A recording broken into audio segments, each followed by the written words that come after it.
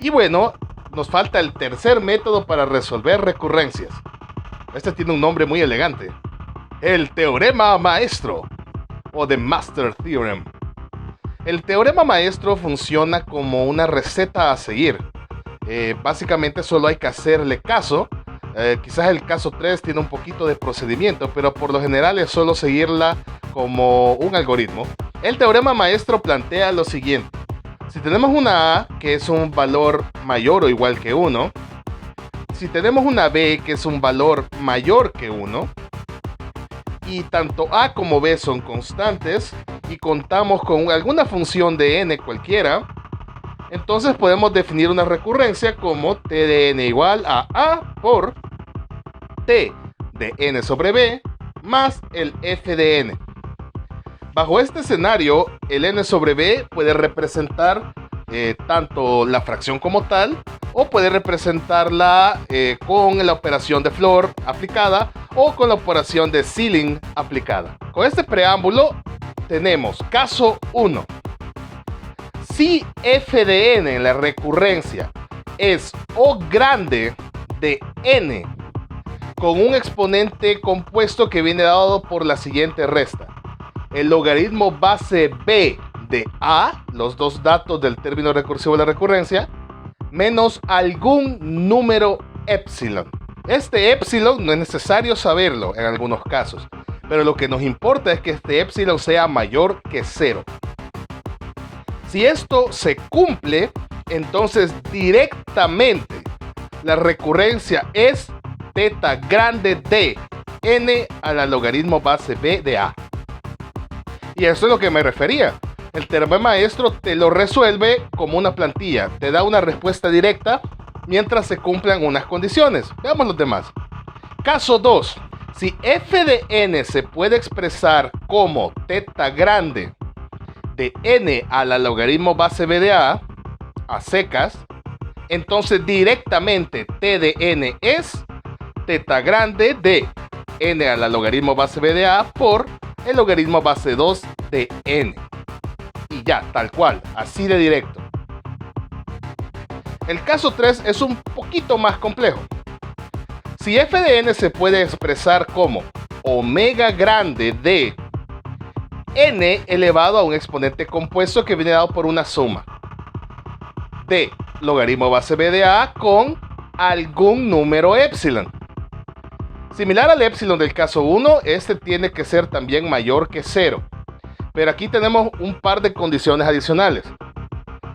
Si se cumplen estas dos, después tenemos que ver que si yo evalúo f de n en n sobre b y lo multiplico por a, es decir, utilizo la f en el patrón del término recursivo de la recurrencia, yo tengo que verificar que esto sea menor o igual que alguna constante multiplicando a la f de n así nomás. Necesito que esta desigualdad sea cierta. Y la única condición adicional aquí es que esa c tiene que ser menor que 1. Si logro que se cumpla todo esto, entonces directamente la respuesta es t de n igual teta grande de f de n, como esté definida. Bueno, entonces hagamos algunos ejemplos para que vean cómo se utiliza este teorema. Repito, es como seguir una receta, básicamente ver los pasos, es un algoritmo. Ejemplo 1. Tenemos que t de n es igual a n por t de n sobre 3 más n. Vamos primero que a es 9, 3 corresponde al valor de b, y por lo tanto si yo quiero sacar n a la logaritmo base b de a, sería n a la logaritmo base 3 de 9. Y esto da un número entero porque esto nos queda n cuadrado. Por lo cual aquí tenemos una expresión que es O de n cuadrado. Ahora veamos f de n. F de n es solamente n. Y esto lo puedo expresar como que es O de n. Lo que yo tengo que hacer es comparar cómo me quedó el orden de magnitud del f de n con el orden de magnitud de la expresión n a la logaritmo base b de a. Por un lado tengo O a la n, por el otro lado tengo O a la n cuadrado. Aquí lo que es útil es preguntarse, ¿qué tendría que hacerle yo al orden de magnitud de la expresión de la n logaritmo a la base b de a para que se convierta en el orden de magnitud del f de n. Podemos observar que yo necesitaría que el exponente 2 se transforme en un 1, por lo cual necesitaría restarle al exponente. Por lo que el orden de magnitud del f de n lo puedo reexpresar como o de n a la 2 menos 1. 2 es el logaritmo base b de a. Y por lo tanto, este 1 sería el épsilon, cumpliendo que sea mayor que 0. Y por lo tanto, f de n se puede expresar como o de n a la logaritmo base b de a menos épsilon.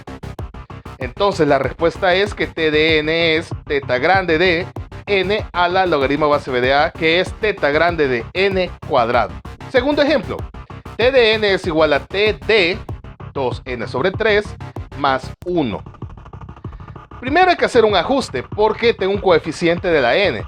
Necesito quitarlo de ahí porque yo necesito el formato n sobre algo.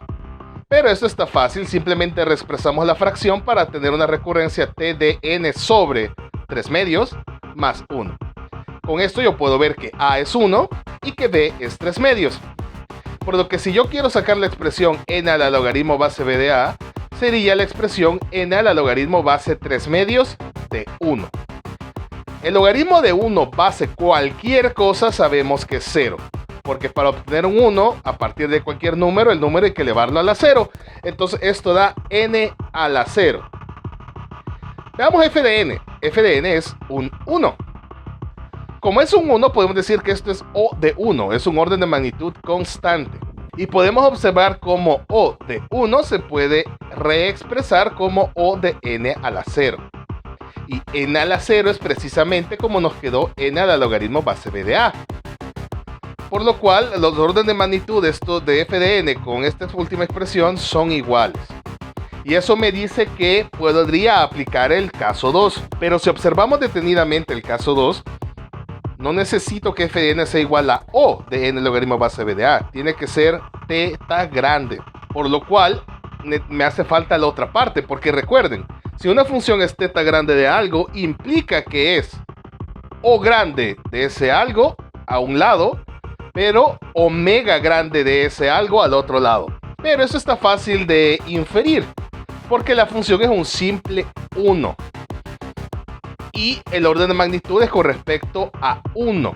Si yo multiplico ese 1 por cualquier número positivo, voy a tener datos que están arriba. Si yo multiplico 1 por cualquier número negativo, voy a tener datos que están abajo. Por lo cual fácilmente le puedo delimitar, fácilmente le puedo definir tanto límites superiores como límites inferiores. Por lo cual yo puedo decir que puedo extender el O grande a un omega grande por el otro lado para decir que el resumen de toda la historia es que es teta grande de 1. O sea, teta grande de n a la 0. O sea, teta grande de n a la logaritmo base 3 medios de 1. O sea, teta grande de n a la logaritmo base b de a. Por lo que el caso 2 se cumple y por lo tanto la respuesta es que t de n es teta grande de n a la logaritmo base b de a por logaritmo base 2 de n. Como n a la logaritmo base b de a es n a la 0 y eso es un 1, entonces la respuesta se simplifica a teta grande de logaritmo base 2 de n. Ejemplo 3. Tenemos la recurrencia t de n igual a 3 por t de n sobre 4 más n logaritmo base 2 de n. A es 3, b es 4. n a la logaritmo base b de a será n a la logaritmo base 4 de 3. Esto se puede obtener con una calculadora, pero podemos inferir más o menos por dónde va el valor con un análisis rápido. 4 a la 0 da 1. Y 4 a la 1 da 4.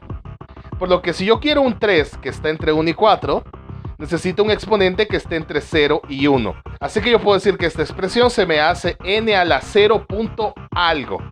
Estrictamente hablando, no me interesa ese algo, así que lo puedo dejar así de expresado. Veamos f de n. F de n es n logaritmo base 2 de n. Por lo que puedo decir que es o grande de n logaritmo base 2 de n. Y aquí es donde tengo que jugar un poquito para saber qué está pasando. Yo sé que n logaritmo base 2 de n está entre n y n cuadrado en la jerarquía de órdenes de magnitud. Es decir, está entre n a la 1 y n a la 2. Otra manera de decir esto es que n logaritmo base 2 de n representa a n elevado a la 1 punto algo, es decir, un exponente para la n que está entre 1 y 2. Por lo que f de n es O grande de n elevado a un exponente 1 punto algo. Entonces yo tomo n a la logaritmo base b de a, que me quedó n a la 0 punto algo, y yo tomo el orden de magnitud de la f de n, que utilizo un n a la 1 punto algo, y me pregunto, ¿qué le tendría que hacer yo al orden de magnitud del n a la logaritmo base b de a para que sea como el orden de magnitud de la f de n? Y en este caso vemos que la expresión n a la 0 punto algo es más pequeña que la de n a la 1 punto algo. O sea que para yo obtener la otra tendría que sumarle algo al exponente. O sea que tendría que utilizar algún valor epsilon. No me interesa en realidad cuánto es, aunque en este escenario se podría calcular. Lo que me interesa es que no es 0, y por lo tanto será mayor que 0 porque tampoco es negativo.